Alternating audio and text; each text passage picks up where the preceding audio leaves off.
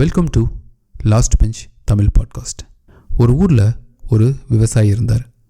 ஒரு நாள் அவரோட நிலத்தில் உழுதுகிட்டு இருக்கும்போது கீழே ஏதோ ஒரு பளபளப்பான கல்லை பார்த்தார்.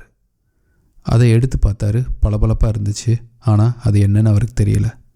அது ஒரு வைரக்கல். அதோட மதிப்பு தெரியாதனால அவர் அதை தன்னோட மாட்டோட கழுத்தில் கட்டி வச்சுருந்தார். ஒரு நாள் சந்தைக்கு போகும்போது அங்கே இருந்த கடை முதலாளி அந்த கல்லை பார்த்துட்டு, ரொம்ப அழகாக இருக்குது, இதை எனக்கு விற்க முடியுமான்னு கேட்டார்.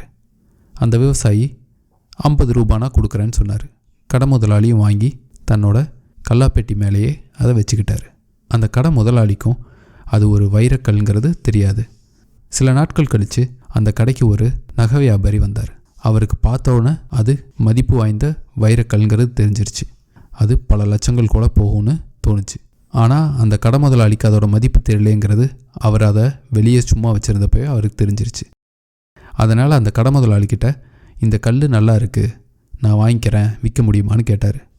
அந்த கடை முதலாளி, நான் இதை 50 ரூபாய்க்கு ஒரு விவசாயிகிட்டேருந்து வாங்கினேன், நீங்கள் 100 ரூபா கொடுத்தா கொடுத்துட்றேன்னு சொன்னார். அந்த நகை வியாபாரி, இவருக்கு தான் இதோட மதிப்பு தெரியலையே, இதை நம்ம ஒரு 80 ரூபாய்க்கு வாங்குவோன்னு நினச்சி 80 ரூபாய்னா வாங்கிக்கிறேன்னு சொன்னார்.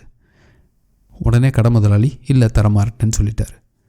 நகை வியாபாரி, சரி நாளைக்கு வந்து 90 ரூபாய்னு சொல்லி வாங்கிக்குவோம், இவர் கொடுத்துருவார் அப்படின்னு நினச்சிட்டு போயிட்டார்.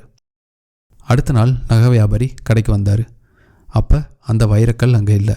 உடனே கடை முதலாளிகிட்ட, எங்கே அந்த வைரக்கல் அப்படின்னு கேட்டார்.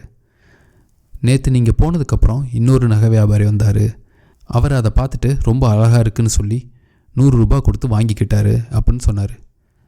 உடனே கோபப்பட்ட அந்த நகை வியாபாரி, முட்டாளே, உனக்கு அதோட மதிப்பு தெரியுமா? அது லட்சங்கள் போகிற ஒரு வைரக்கல், அதை போய் 100 ரூபாய்க்கு கொடுத்துருக்கியே அப்படின்னு கேட்டார். அந்த கடை முதலாளி கொஞ்சம் யோசிச்சுட்டு சொன்னார், அதை விற்ற விவசாயிக்கோ எனக்கோ அதோட மதிப்பு தெரியாது, அதனால் அதை நாங்கள் இந்த விலைக்கு விற்றோம். ஆனால் அதோட மதிப்பு தெரிஞ்சிருந்தோம் வெறும் 20 ரூபாய்க்கு ஆசைப்பட்டு அதை இழந்த நீங்கள் தான் முட்டாள் அப்படின்னு சொன்னார். அப்போ தான் அந்த நகை வியாபாரிக்கு புரிஞ்சுது தான் எவ்வளோ பெரிய தப்பு செஞ்சுருக்கோன்னு. சில நேரங்களில் நம்மளும் இப்படித்தான்.